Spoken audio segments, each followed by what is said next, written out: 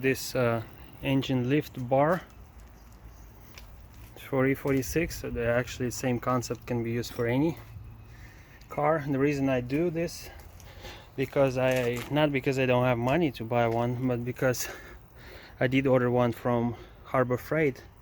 It was online available, paid money for it, and guess what, it never was shipped because it was back ordered, so it won't arrive for a couple of months. But I need a car today, not a couple of months later, so I did make this wonderful bar, and I'm gonna show you how I did this. Okay, so we're gonna be making this exactly like that. This is gonna be the support. That's the bar itself, which is this. These supports are going to be made out of these pieces of pressure treated wood. So really, just to start off, we're going to be marking this, all of that. You see the drop here, that's the drop because the front of the fender is lower than the back, and there is about 20 inches long. So if this is a whole fender, 20 inches long, about 20 inches. Here are the measurements I took from the car. So basically the front at the head between the headlights is 55 inches. Here is a diagram. If this is the front of the engine, this is the back of the engine. So going this way, at the back is 58 inches, the front is 55, 20 inches long total span, about that. It's actually longer, but 20 inches is actually what I'm gonna do, or just a little less than that. 6 inch, that's a drop, back to front. So basically 9 is from basically 9 inches is from basically this point to here, that way is 9 inches. 4 inches is if there is a hook at the engine, there is about 4 inches till the top of this bar, actually till the bottom of this bar. So we're gonna start with just marking things on the wood, and then before we cut things. So I'm gonna be starting with markings. Let's say this is a front, this is the back, this is the top, this is the bottom. So I'm gonna mark basically diagonal is this right here, the difference between here. All of this doesn't have any scale to it. All this just shows the basics, how I plan to make this. And this is the front view, side view, 3D view from one side, because the other side is the same. All you need is to show one side how it's gonna look. So again, before I make that diagonal line, I'm gonna basically verify. 6 inches sounds a lot. Actually, a correction I want to make right away. It's not 6 inches, I made a mistake, it's 3.5. So 3.5 towards here. So diagonal line, as simple as this. Now we need 9 inches to the center of that. That's gonna be here, from here to here, 9 inches to the center. So what we're gonna do, we're gonna mark where the 9 inches is. Now we're gonna lay this thing right here this way, exactly straight. We're gonna see the center of that, approximately like that. and it's 4 inches from the bottom to here, so the gap has to be about 4 inches, so that's about right. If you don't have a fucking circle or so, all you have is a piece of shit like this, making this will be not easy, especially with pressure treated pine, because it's like cutting, it's like something like wax that always jams your saw.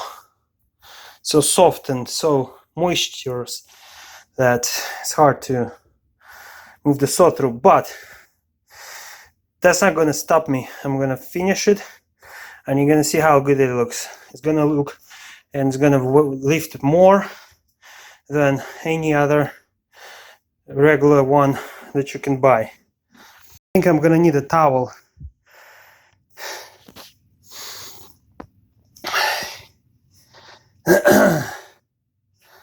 Like a gym towel. I cut it. I cut the fucking bitch. So,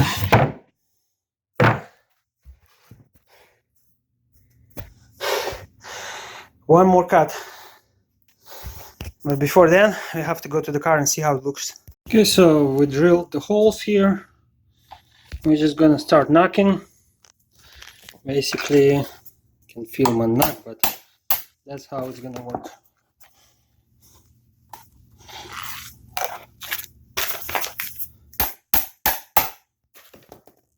So here we go. This right here is this. Looks exactly like that. Now I'm gonna overlay the one that I just made over the same one, inch to inch. The most important is the bottom. As long as the bottom meets, will be everything aligned, and I'm just gonna draw around it and repeat. So again, drill, drill, drill, drill. Oh, everything's simple. Start here.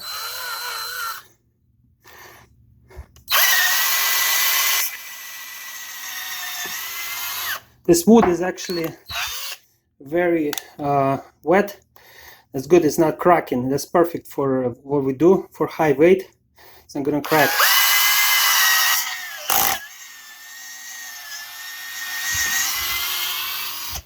See?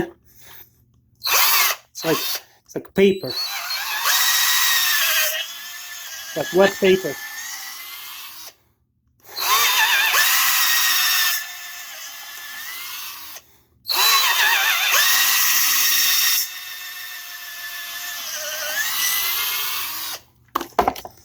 And so on. Okay. This is the rough draft, what it's going to be, and what is going to be upright. It's going to be like this.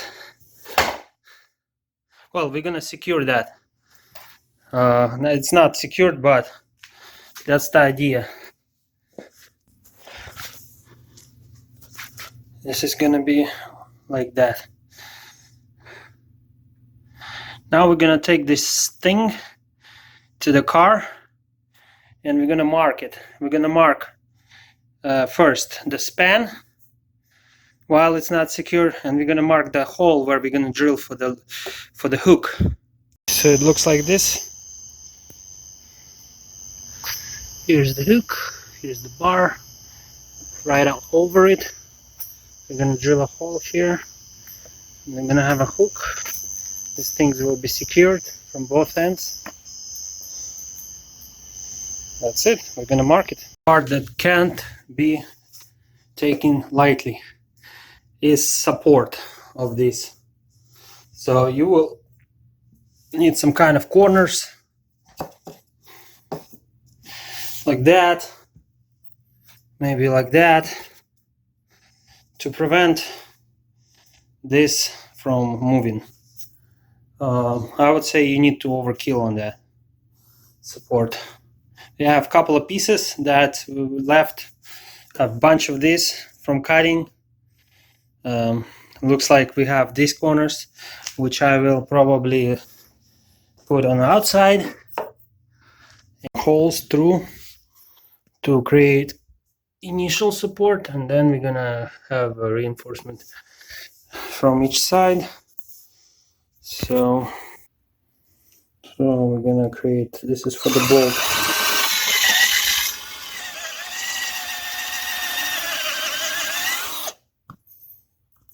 Just not this.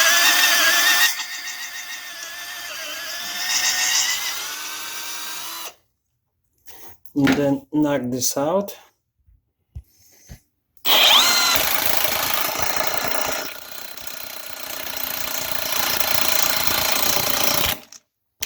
Just driving a bolt through it.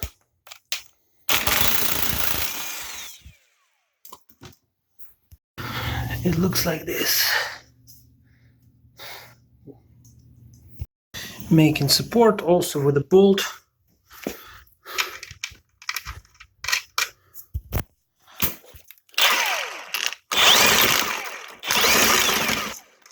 The bolt is different size. Anyways, we'll tighten it. So here's the bolt, and there is the bolt. Here's the bracket. We're gonna have one more here, and to prevent this from cracking, I'm gonna put bolts like this as well. Should be. This side is also done. Now we're gonna do the other side, and this means this will be so steady, won't go anywhere. And here it is, finished.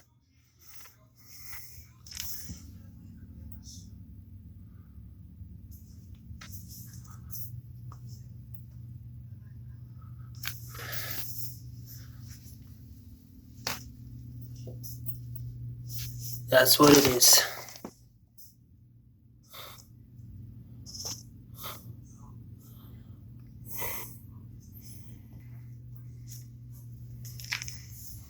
Pretty robust. It only took 3 hours to make. Right.